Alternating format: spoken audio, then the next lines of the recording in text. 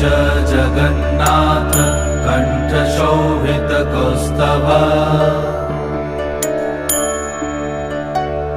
Padmanabha